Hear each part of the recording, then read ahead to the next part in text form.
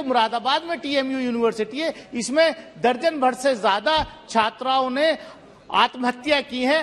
क्या माननीय मंत्री जी हाउस को ये एश्योरेंस देंगे कि कोई एक कमेटी जो है इन्वेस्टिगेशन के लिए एक स्पेशल कमेटी बना करके उसकी जांच है टीएमयू, वहां पर करीब दर्जन भर छात्राओं ने आत्महत्या की है। किसी ने 5th फ्लोर पर से कूद के, किसी ने 4th फ्लोर पर से कूद के।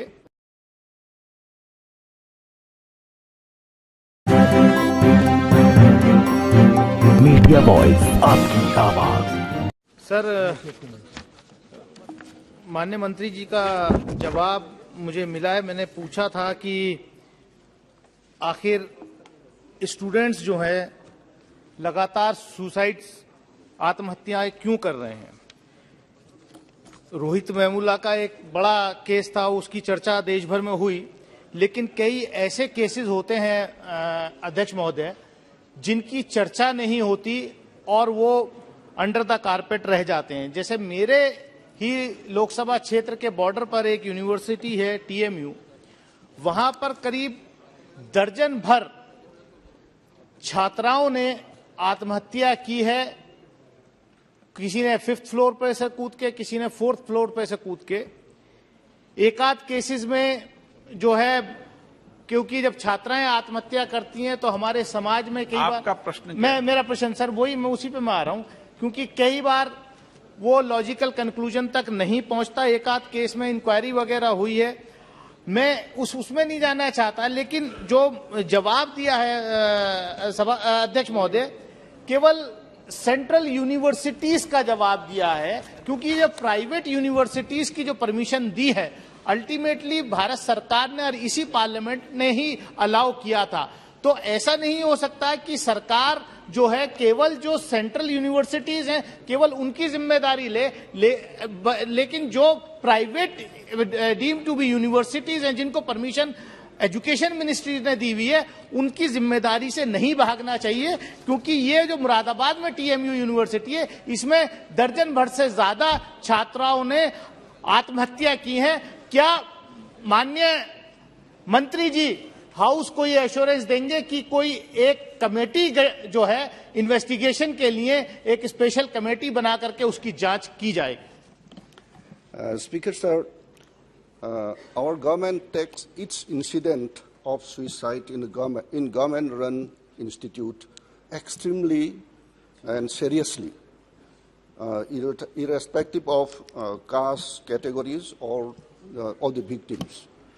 However, education being in the concurrent list, the central government and the state government has also shared the responsibility. And for that, about the constitution of committee is already constituted in relation with the case of the South India, and 6 recommendation has already given to us, and the government has accepted. And through that, University Grant Commission has circulated series of regulation and also framing committees, varieties committees, and monitoring committees are also constituted, and we are taking action seriously. Supplementary sir, माननीय मंत्री जी ने कहा समिति गठित कर दी गई है।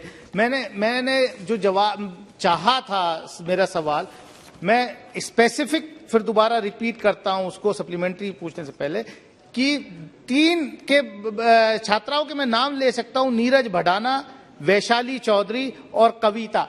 ये टीएमयू में आत्महत्या करी है इन छात्राओं ने। उसके लिए क्या कोई कमेटी, कोई जांच आप वहां भेज रहे हैं? दूसरा मेरा सप्लीमेंट्री जो सर नहीं, मेरा सप्लीमेंट्री, ये तो मैंने जो जवाब दिया उसका क्लैरिफिकेशन मांगा ना, वो जवाब ही नहीं दिया पहले में सर। मैं सप्लीमेंट्री मेरा ये है कि केंद्र सरकार एजुकेशन मिनिस्ट्री क्या इसका संज्ञान ले रही है कि जिस तरीके से देश के विभिन्न राज्यों में प्रश्न पत्र जो एग्जाम पेपर्स हैं वो लीक हो रहे हैं। खासतौर से उत्तर प्रदेश के अंदर 12th का बोर्ड का एग्जाम का पेपर इंग्लिश का अभी लीक हुआ, ऐसे कई राज्यों में लीक हो रहे हैं। क्या सरकार इसका कोई संज्ञान ले रही है? और क्योंकि ये लगातार, खासतौर से मेरे राज्य उत्तर प्रदेश में तो लगातार हो रहा है, पिछले 5 साल में 18 पेपर्स रिलीज जो है लीक हुए हैं। Perhaps, Speaker, sir, this question is not related with the main question. Okay.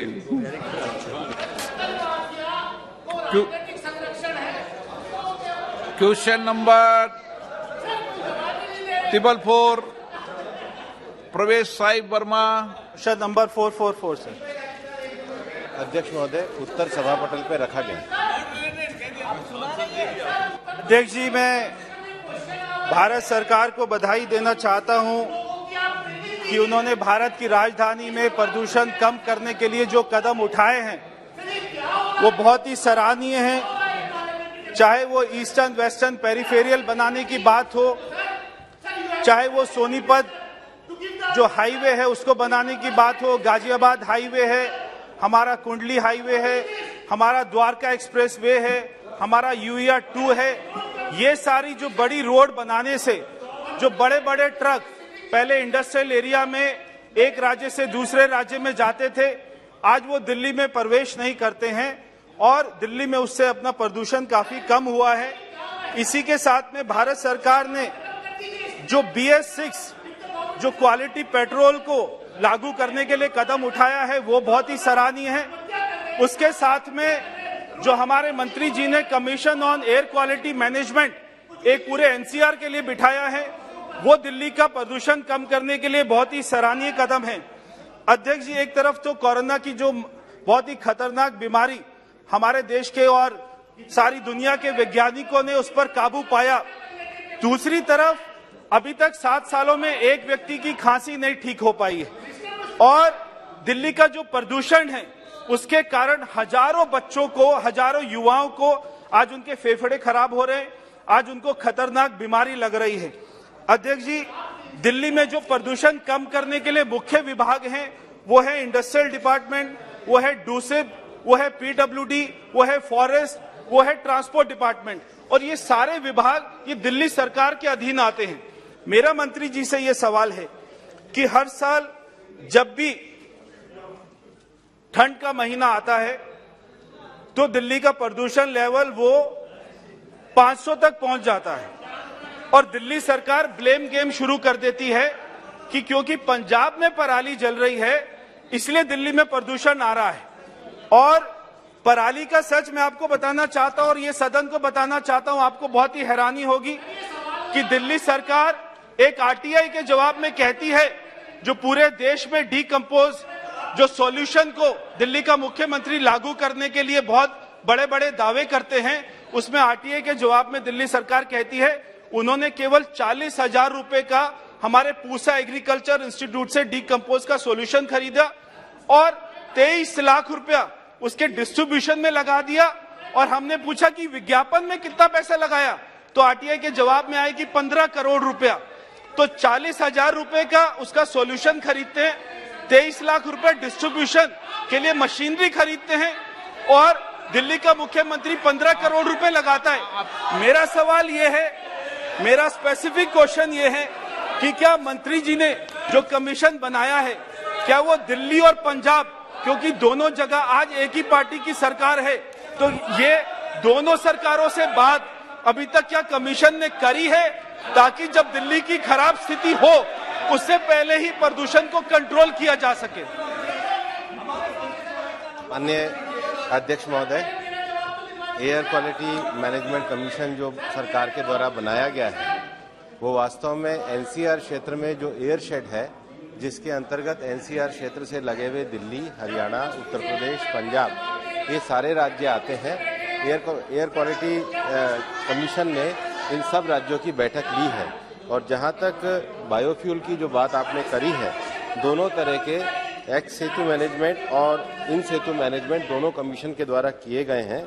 In Setu management के अंतर्गत भारत सरकार के द्वारा टोटल जो है 2 लाख के करीब मशीनें पंजाब में, हरियाणा में और उत्तर प्रदेश में उपलब्ध कराई गई है।